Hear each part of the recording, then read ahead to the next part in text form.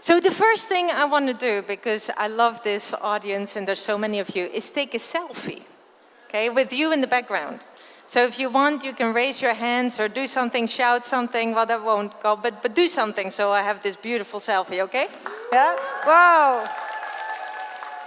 Awesome. Yeah, I have to do this. I do this every time I talk. So let's see. Got this. Okay.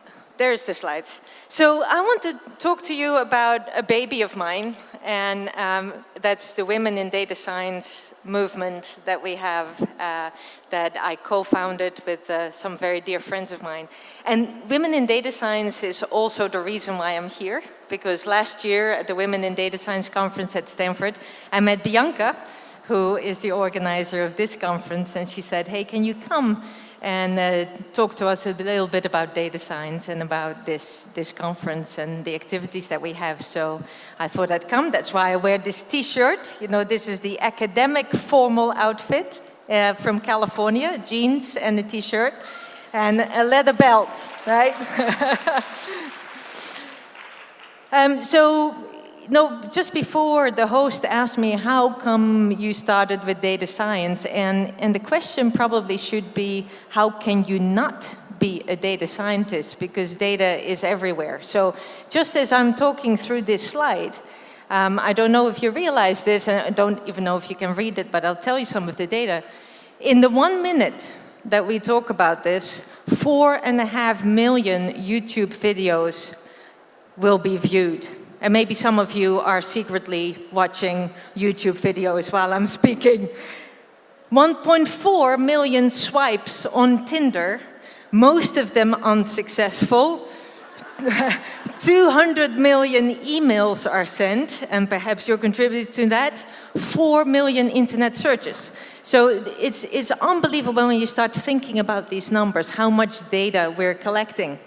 So in the 2 days of this conference, 1 billion tweets will have been sent, 8 petabytes of data created on Facebook, and 130 billion messages on WhatsApp, including 4 to my mother.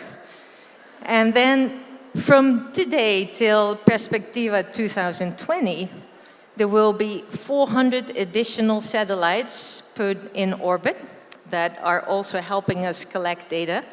And we will be spending globally around $4 trillion on IT and artificial intelligence development. So these data are mind-boggling. And it is really no surprise that data is penetrating all areas of science. Okay, so you know about the companies like Google and Facebook and so on, are very close to where I live and work right now, but there's so much going on with data. So as a data scientist, we work with this data. We, of course, need to collect it and correct it. And this is the non-sexy side of data science. You know, most people, when they enter data science, they realize after a while that 90% of their time, they're wranglers. And so they have to work with heterogeneous data and correct it and remediate the data. Then we do data mining, which is analyzing and understanding the data. That has been made possible. I mean, can you imagine all this data? To analyze them, to find patterns, to mine that data, you need some very powerful computers. You need a lot of storage, fast memory access. And all of that, of course, has gotten a lot cheaper. You know, hardware, software, gotten a lot cheaper, as well as memory storage. So we do mining. And then, of course, one of the most interesting things for data scientists to do is to actually use the data then and the understanding that we gained from mining to apply this to predictions and optimization. And that is where machine learning and deep learning comes in, and this whole field, which we now call artificial intelligence, has been created, which includes deep neural networks. Most of the time now when people talk about AI, they talk about using deep neural networks, which in most cases are superb black boxes. By the way, do you see here that all these pictures, I just realized 5 minutes before this talk, they're all of men. And I apologize for that, but let's just pretend that these men are all working for us. right? So data analysis, AI, has penetrated so many different areas in the world. And here are just some of the application areas that colleagues at Stanford are working in. Some of them are wonderful and useful, recommending items we use every day, finding terrorist activities, detecting frauds. Others are, you know, a little bit wishy-washy.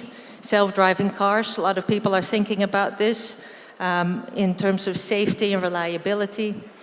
Also, AI is used for not so fantastic applications like skewing public opinion.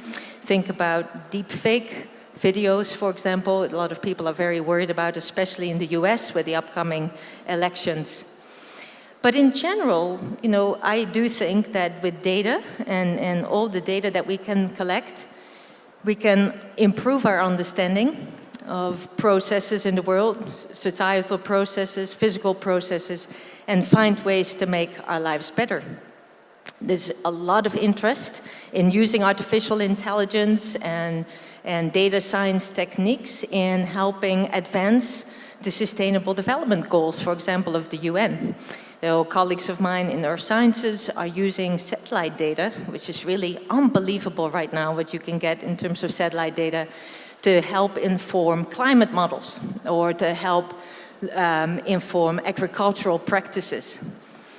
And you can imagine that when you look at these challenges, food production, energy, clean water, sanitation, climate action, understanding life in the oceans, and so on, that data could be extremely useful. So data is also really penetrating this. So that's all very good. At the same time, there are many, many concerns. The concerns about privacy. You may be concerned yourself. There's concern about bias, and bias can creep in every single stage of this data science field. It can come in the data, how we collect the data, how we select the data. It can come in the actual development of our black box. It will, of course, come in the interpretation of the results, because we like to find results that confirm our beliefs. And for those of you working with deep neural networks, you know they can be tweaked. And most of the time, people will present the results that confirm their initial responses. And then when you ask them what would happen if you perturb that a little bit, they say, well, we don't like those answers because they don't agree with our beliefs. So we have to be very careful with reliability, robustness, believability. Ethics comes into play, fairness, and costs. So there are many, many examples where people are looking at these issues. And it's particularly difficult because when you look at these AI algorithms, these black boxes that are now penetrating all areas of science, they cannot really be understood in how they come up with the decisions. So you can feed a lot of data in, you can get some output, you base your decision on that output, but it is very hard, it's in fact mostly impossible to ask the AI algorithm, but why did you get this answer? You cannot go back, because AI algorithms and neural networks, they're based on correlations. They're not looking for causation. And to me, as a mathematician and computer scientist who likes the foundational areas and really likes to understand what algorithms are doing and to like to understand robustness, this is a really big concern. So now there's a new area of research called explainable AI, as opposed to inexplicable AI, that is looking towards this. But a really, really, really important area, data science, right? It's everywhere, people making decisions on it. There's a huge hype right now. You walk around in the exhibit hall and everybody talks about it. Okay, so that also means that everybody should be on the AI and data science table. Everybody, men, women, people from other genders. different races, different cultural backgrounds. But when I started in the 80s as a student in computer science, artificial intelligence was already, at the time, was already being studied, right? So this is not something, sorry, Gen Zers and Gen Xers and millennials, this is not something you can claim. You know, this has been around for many, many, many years.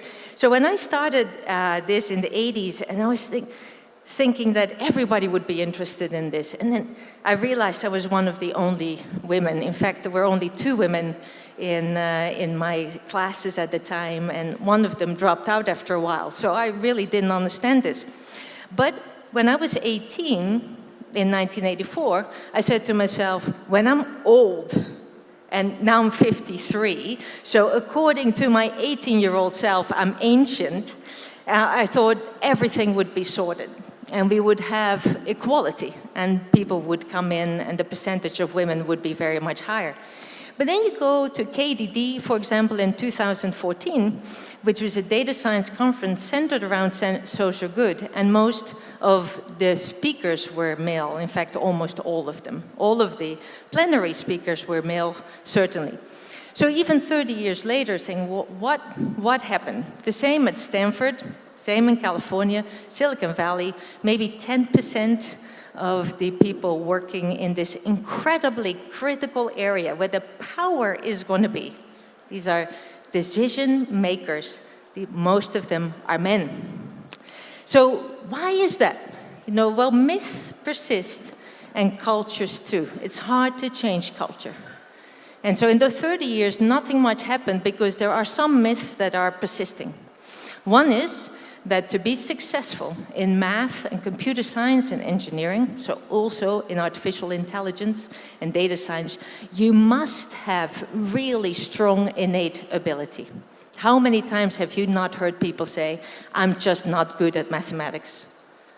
Well, we never ask or say, I'm just not good at writing, or I'm not good at eating my breakfast. But somehow with math, this is something that people say you cannot train. Well, I believe that's totally false.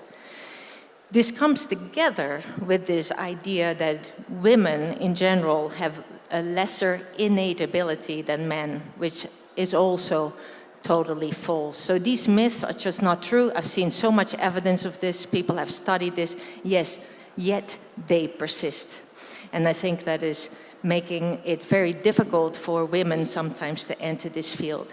The stereotype threat, and a lot of us suffer from the imposter syndrome, you know, when we feel that we do not quite have what it takes.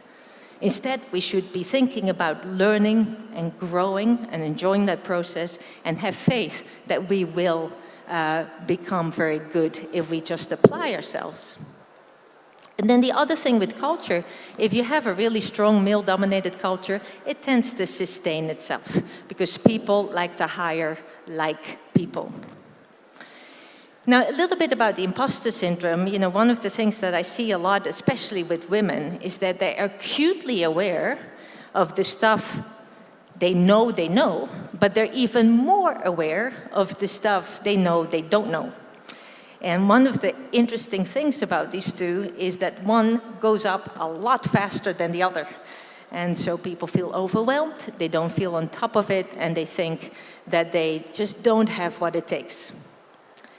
But it's all about growing and learning.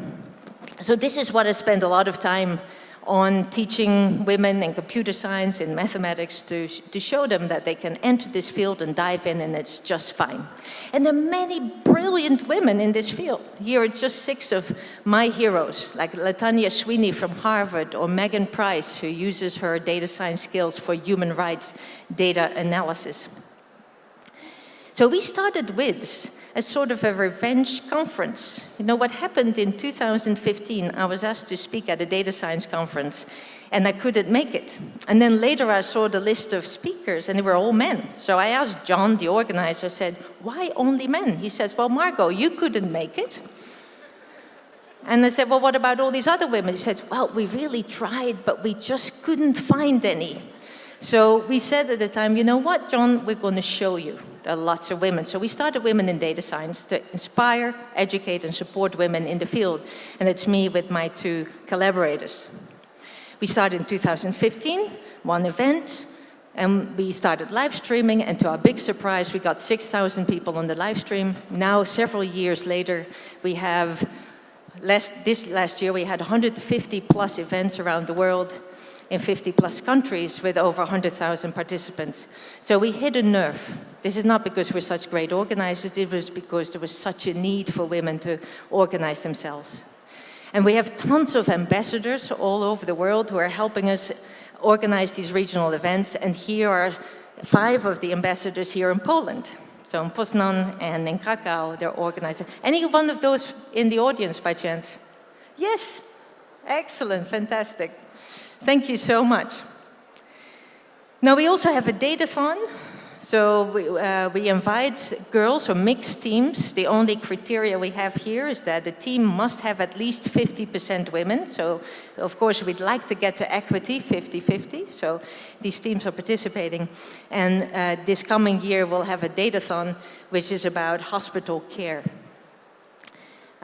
One of the wonderful things about having a datathon like this is that we get many girls who had never participated in a hackathon or a datathon, and we try to remove the barrier, and a lot of those are now actively participating in other hackathons as well. We love this WITS community. There are some wonderful WITS stories. If you go to our website, witsconference.org, then you can read about this. Women who felt inspired, felt motivated, and lost some of the nervousness and fear of entering this field. And it's a wonderful field. So for you, what can you do? Explore us at witsconference.org if you're interested in this field. There are talks, podcasts, there's a datathon. You can become an ambassador. You can come talk to me. I'll be just outside for the rest of today. And I'm happy to talk to you, give you my card, give you a Q code to look at. You can support and teach each other. Please do. We need each other. And if you're a VC and you're thinking about funding companies, look at female founders too. You know, they're underrepresented. And then we can hire and promote each other. I want to actually challenge all of the people from companies here to pledge to get to 30%, which is the critical mass that we need for women so that they're no longer isolated and different by 2030 at all levels of your organization. So join us for 30 by 30. We're signing up universities as well. We have to get away from the 10% to critical mass. And then for all of you, I just want to say, dive in one way or another.